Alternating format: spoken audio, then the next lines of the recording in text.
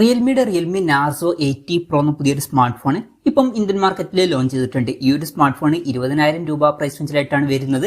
ഈ ഒരു വീഡിയോയിൽ നമ്മൾ നോക്കാൻ പോകുന്നത് റിയൽമി നാർസോ 80 പ്രോ എന്നുള്ള സ്മാർട്ട് ഫോണിനെ പറ്റിയിട്ടാണ്.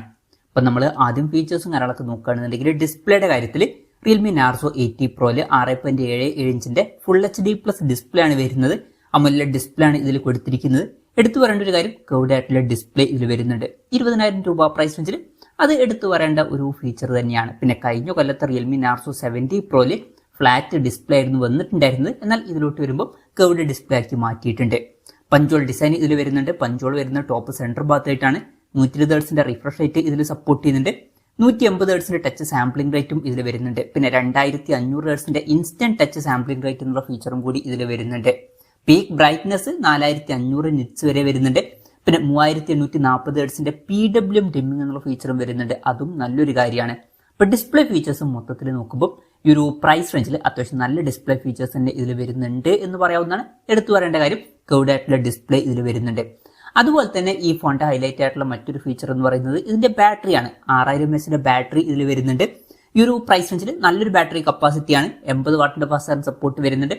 അത്യാവശ്യം നല്ലൊരു ചാർജിങ് സ്പീഡ് തന്നെയാണ്. പിന്നെ ടൈപ്പ് സി ചാർജിംഗ് പോർട്ടും ഇതിൽ കൊടുത്തിട്ടുണ്ട്. അപ്പൊ നല്ലൊരു ബാറ്ററി സെറ്റപ്പും ഇതിൽ വരുന്നുണ്ട് എന്ന് പറയാവുന്നതാണ്. പിന്നെ in display finger print sensor ഒക്കെ ഇതിൽ വരുന്നുണ്ട്. ഫോണിന്റെ വെയിറ്റ് വരുന്നത് ഏകദേശം 179 ഗ്രാം മാത്രമാണ്. അതുപോലെ തന്നെ തിക്നെസ് വരുന്നത് 7.55 mm ആണ്. ബാറ്ററി കപ്പാസിറ്റി ഇത്ര ഉണ്ടായിട്ടും വെയിറ്റും തിക്നെസ് ഒക്കെ ഇത്ര കുറഞ്ഞതിൽ മെയിൻറ്റെയിൻ ചെയ്തു എന്നുള്ളത് നല്ലൊരു കാര്യമാണ്. പുതിയ ബാറ്ററി ടെക്നോളജിയൊക്കെയാണ് ഇതിൽ ഉപയോഗിച്ചിരിക്കുന്നത്. പിന്നെ ഇതിൽ IP66, 68 അതുപോലെ തന്നെ 69 റേറ്റിംഗ് സപ്പോർട്ട് ചെയ്യുന്നുണ്ട്. മികച്ച IP റേറ്റിംഗ് ഇതിൽ വരുന്നുണ്ട്. MIL STD 810Hന്റെ സർട്ടിഫിക്കേഷൻ ഒക്കെ ഇതിന് ലഭിച്ചിട്ടുണ്ട്. അപ്പം അത്യാവശ്യം നല്ല സ്ട്രോങ് ആയിട്ടുള്ള ഒരു സ്മാർട്ട് ഫോൺ ആയിരിക്കും ഇത്. അപ്പം ഇതൊക്കെയാണ് ഈ ഒരു ഫോണിന്റെ അത്യാവശ്യം നല്ല ഫീച്ചേഴ്സ് എന്ന് പറയാൻ പറ്റിയിട്ടുള്ള ഫീച്ചേഴ്സ്. പിന്നെ ഈ ഫോണിന്റെ റേസിംഗ് ഗ്രീൻ അതുപോലെ തന്നെ സ്പീഡ് സിൽവർ എന്നീ കളർ വേരിയൻസ് ആണ് ഇപ്പൊ ലോഞ്ച് ചെയ്തിരിക്കുന്നത്. ഇനി പ്രോസസറിന്റെ കാര്യം പറയുകയാണെന്നുണ്ടെങ്കിൽ MediaTek Dimensity 7400 എന്ന പ്രോസസറാണ് ഈ ഫോണിൽ വരുന്നത്. അപ്പം ഈ ഒരു 20,000 രൂപ പ്രൈസ് റേഞ്ചിൽ ഈ ഒരു പ്രോസസർ എങ്ങനെ ഉണ്ട് എന്ന് വെച്ചാൽ ഈ ഒരു പ്രൈസ് റേഞ്ചിന് പറ്റിയിട്ടുള്ള ഒരു പ്രോസസറൊക്കെ തന്നെയാണ് ഇത്. ഈ ഒരു പ്രൈസ് റേഞ്ചിൽ തരക്കേടില്ലാത്തൊരു പ്രോസസറും കൊടുത്തിട്ടുണ്ട് എന്ന് പറയാവുന്നതാണ്. പിന്നെ 5G സപ്പോർട്ടും കാര്യങ്ങളൊക്കെ വരുന്നുണ്ട്. ഫോണിന്റെ ബേസ് വേരിയന്റിൽ 8GB റാമും 128GB ഇന്റേണലും ആണ് വരുന്നത്. 8GB റാമും 256GB ഇന്റേണലുമായിട്ട് വരുന്ന വെർഷനും 12GB റാമും 256GB ഇന്റേണലുമായിട്ട് വരുന്ന വെർഷനും വരുന്നുണ്ട്. LPDDR4Xന്റെ റാമും UFS 3.1 സ്റ്റോറേജ് ടൈപ്പാണ് ഇതിൽ വരുന്നത്. പിന്നെ മെമ്മറി എക്സ്പാൻഡ് ചെയ്യണമെന്നുണ്ടെങ്കിൽ ഇതിൽ മെമ്മറി കാർഡ് സ്ലോട്ട് കൊടുത്തിട്ടില്ല.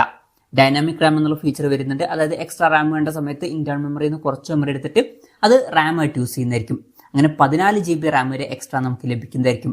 പിന്നെ ഫോൺ വെട്ടം നീറ്റായിരിക്കാൻ വേണ്ടിയിട്ട് VC കൂളിംഗ് സിസ്റ്റം ഇതിൽ കൊടുത്തിട്ടുണ്ട്. ഇതിന്റെ ഏരിയ വരുന്നത് 6050 mm² ആണ്. പിന്നെ IR ബ്ലാസ്റ്റർ എന്നുള്ള ഫീച്ചർ ഇതിൽ വരുന്നുണ്ട്. അപ്പം ഈ ഫോൺ റിമോട്ടൊക്കെ ആയിട്ട് യൂസ് ചെയ്യാൻ കഴിയുന്നതായിരിക്കും. സ്റ്റീരിയോ സ്പീക്കേഴ്സ് ഈ ഫോണിൽ കൊടുത്തിട്ടുണ്ട്. 3.5 mm മോഡി ജാക്ക് ഈ ഫോണിൽ വരുന്നില്ല. പിന്നെ Android 15 ബേസ് ആയിട്ടുള്ള റിയൽമി സോഫ്റ്റ്വെയർ ആണ് ഈ ഫോണിൽ വരുന്നത്.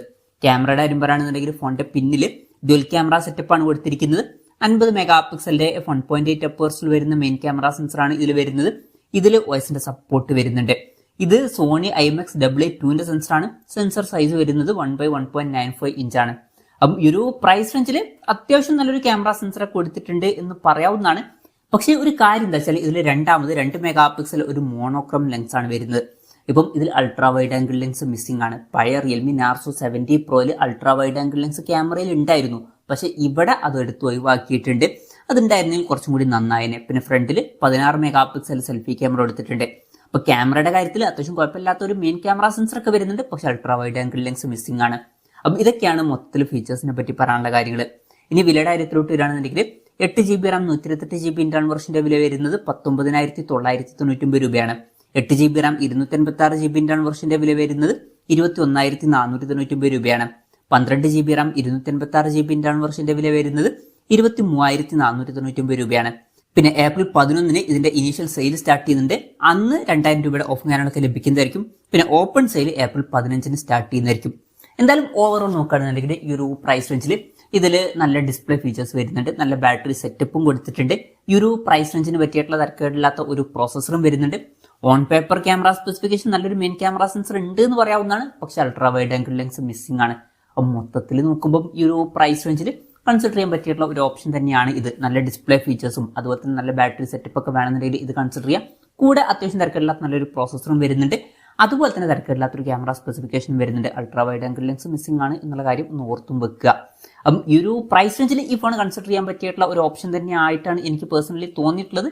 ഒരു കർവ്ഡ് ഡിസ്പ്ലേ ആയിട്ട് വരുന്ന ഒരു ഫോണൊക്കെ വേണം എന്നുണ്ടെങ്കിൽ. അപ്പം അതാണ് ഈ ഒരു ഫോണിനെ പറ്റിയിട്ടുള്ള എൻ്റെ ഒരു പേഴ്സണൽ അഭിപ്രായം. ഈ ഒരു ഫോണിനെ പറ്റിയിട്ടുള്ള നിങ്ങളുടെ അഭിപ്രായം ജസ്റ്റ് ഒന്ന് കമൻറ്റ് ചെയ്യുക.